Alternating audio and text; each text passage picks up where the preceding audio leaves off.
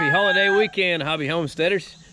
It has been a little bit since I've had time to do any filming and try to get a video together for you guys. And part of that has been because I've been under the weather. I kind of mentioned it in my last video that I wasn't feeling too well when I finished that one up. And I think I got, some type of bacterial infection or something, or ate some bad food or something. And I was down for a while. I had a pretty rough week. So anyway, I'm starting to get back to normal, get my strength back. So we're gonna try to get a few things done this weekend. Don't have any major projects planned, but we've got, for one, we've got to get to work on this garage and get some cleaning out done. I've got some problems with the four-wheelers I need to get lined out and try to get those fixed and going. We want to start getting things cleaned up. If you guys saw our short on the 1971 GMC C15, then you know we've got a project which has been in the works for about 3 years, but we're kind of getting excited about getting to work on that, and we'll probably be doing a little more work on that here pretty soon. Been making plans with the boys to go to LS Fest in Bowling Green, Kentucky next weekend, which will be exciting, and that'll probably get my son motivated to get to work on his truck a little more too. So we got that going. I've got my brother-in-law's boat behind me that I've had here for a while. I've been fixing up for him, and I finally shot it with a coat of paint, only to have a big storm roll in not very long afterwards and ruin the finish on it. It left just a nice little water spot, rough finish on it. So got to sand it back down, and we're gonna put another coat of paint on it, so that'll probably happen on Monday. I did get the motor finished up. We stripped it all down. I'll throw a picture of what it looked like before in here, but we just, it's not perfect, but we hit it with a coat of paint and got a new decal set for it. I had to do some work to the motor. I think I've mentioned that before. We rebuilt the starter on it, put new plugs and wires on it, had to fix a few old wiring issues that were going on in it, clean the carburetors, put a water pump on it, just kind of the basic stuff for any motor that's been sitting around for a while.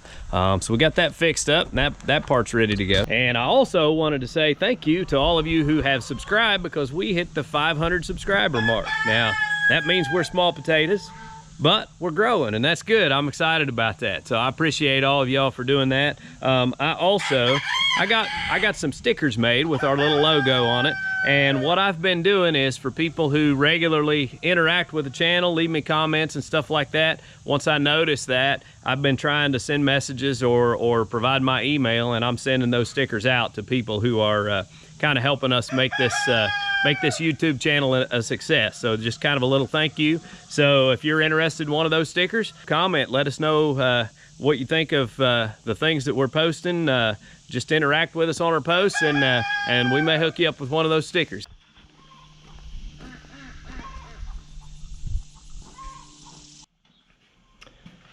So the garage is a mess. It's usually a mess, but we get into projects, get things half fixed or torn apart or whatever, and stuff just kind of gets strewn around everywhere. So got some cleanup to do. We need to work on some four-wheelers and stuff, so we're gonna clean up first.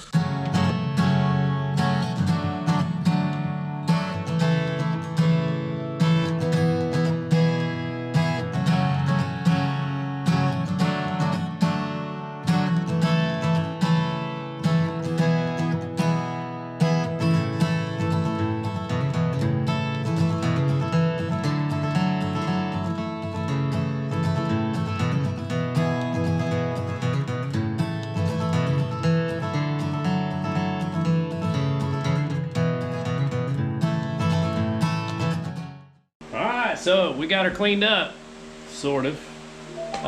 We never go crazy getting everything perfectly clean, because until we get a storage shed where we can park the ATVs and the tractor, there's no need, because every time you go for a ride and you come back in, you bring in a big old pile of dirt or mud clods and whatever else, and it just makes another disaster.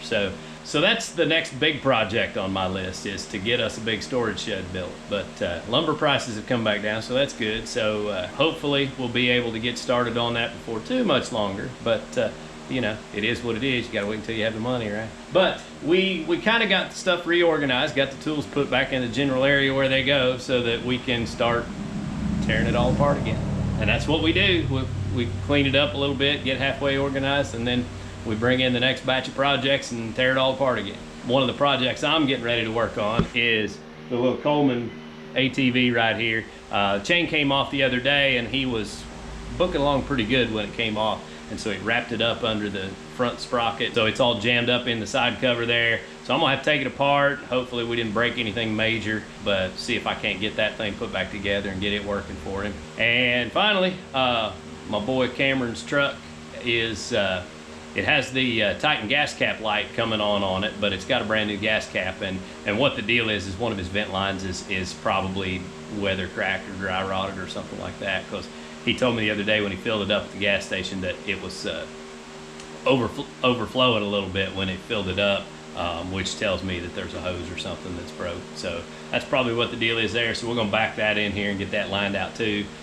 We waited until he had ran out all his gas, that way if we have to drop the tank or whatever, then it won't be too heavy. So those are the list of projects today. I also may change the oil on my work car.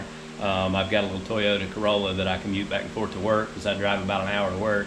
So I rack the miles up on that thing, so I get to change the oil about once a month or so, seems like. But anyway, we'll get that taken care of. So let's see how much of this stuff we can get done this afternoon.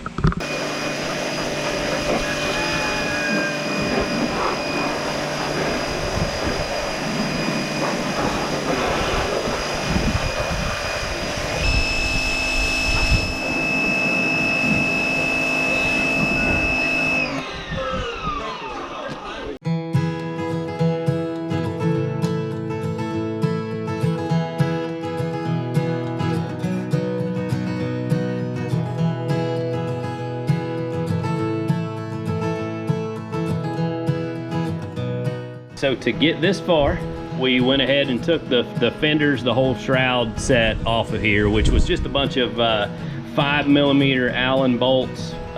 Some of them had 10mm nuts on the back of them. That was it for the most part. We did have on the rack, there's a 10mm hex head with a 13mm nut on the bottom. To take those loose, we just took these two bolts out of the rack and then loosened the back one so that we could flip that back out of the way. So that was easy enough. Unhook the battery, and then you can unplug the starter solenoid and what else is there? The CDI box. So basically just unplug these wires and they slip right through the plastics. So that was easy enough. What our, of course, initial problem is that the chain came off the sprocket and jammed up inside, as you can see there in the side cover. So we had to take this little side cover off of here. Once we got this side cover off, we can see how jammed up it is, and we'll get that fixed. But there's an underlying problem of why the chain came off, because I actually had tightened the chain immediately before he headed up the hill. He had driven, you know, probably 1,000 yards before the chain came off. So I think I have found the source of the problem, and this is something I've heard about being a problem, but if you look right here on the front of the motor, there is one of the mounting bolts is broke off right there. So I'm gonna have to drill that out and reattach it, because my guess is that allows the engine to move and flex when he revs the motor and when the suspension bounces and all of that, which causes the chain to get more loose than it would otherwise. So we're gonna get this chain unbound, and hopefully we didn't break anything in the case. I didn't see any oil leaking or anything like that, so I don't think we have anything catastrophic going on here. But we'll get this unjammed, get the chain back on, get it tightened up the way it's supposed to be, and then I'm gonna drill out that bolt there and put a new one in it, and that way we can get that problem fixed there. So hopefully this will get him fixed up and back on the road.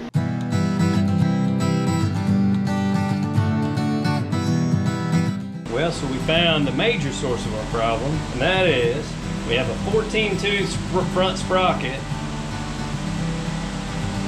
that is only a 10-tooth front sprocket. Just how worn that is. He's had this thing for 8 months. Now he runs the guts out of it, but man. So, got to order another sprocket before we can put it all back together. Alright, so to get ready to drill this hole out right here, of course they weren't lined up at all, and the engine actually is sitting in there pretty tight, so I strapped a strap around the frame and the cylinder head, and I've got her pulled down to where I can get those two holes lined up. I'm going to drill that out. If I need to run a tap down it and clean it out, I'll do that and get a new bolt in that, and that should help. All right, so I thought I'd share with you guys a little tip I got from Diesel Creek the other day, and that is, you know, I've got this situation here. We had this bolt broke off, so I drilled it out and need to tap it. But if you use just your normal tap and die set, and you got your little T-handles and all here, you're not gonna be able to get back in there and spin your T-handle, and that's cumbersome to do anyway. So chuck that bad boy up in a drill, set your clutch on there, that way it'll kick over when you bottom out, so you don't break your tap, and set her on slow speed and get her started in there. She actually does a real good job just eating right back in there, and I've already run this in there a time or two. Get her bottomed out, put her in reverse, pop her on out, clean the threads out, and we are good to go.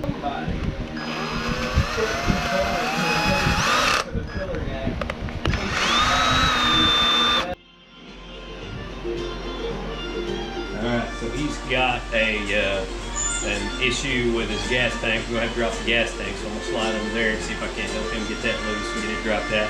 We'll see what's going on there.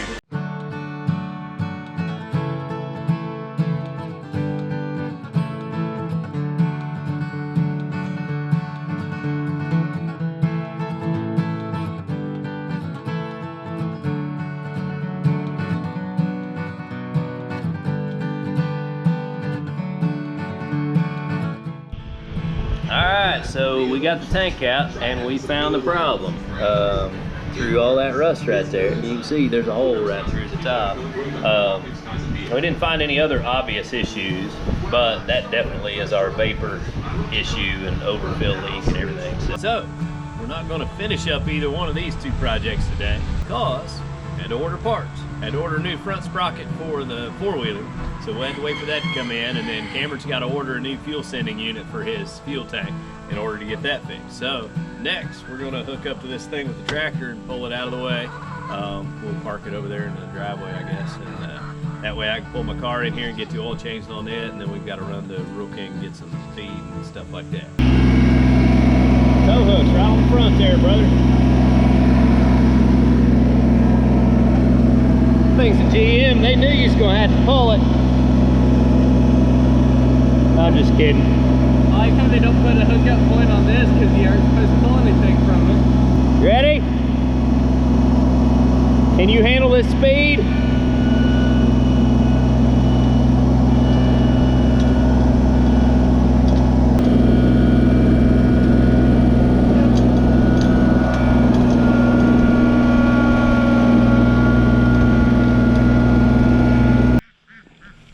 Here is the beast of a daily driver. The ramp man, putting my ramps out. Ready?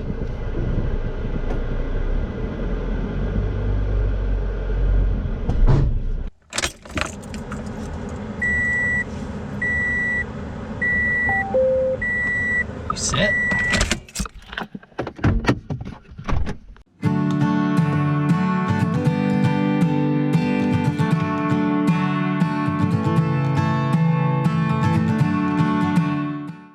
That, folks, is pretty much what's going on around here when we're not dealing with the animals and doing homestead things. We're fixing stuff and organizing and cleaning up. That's pretty much our daily life, our daily routine. So we had a good time. We got a lot done today. Of course, most of what we did is to be continued, but we'll get it knocked out. I think the fuel sending unit for his truck is going to be here on Thursday, so that won't be too hard to put back together. That'll be pretty easy. Same thing on the sprocket. It should be here Thursday, so we'll get that four-wheeler back up and running. Should be by next weekend. So you know, we may or may not film that, but we just thought it'd be kind of neat to show you what we're doing when we're not playing with the animals. Hope y'all enjoyed the video. We appreciate y'all watching. Have a good weekend.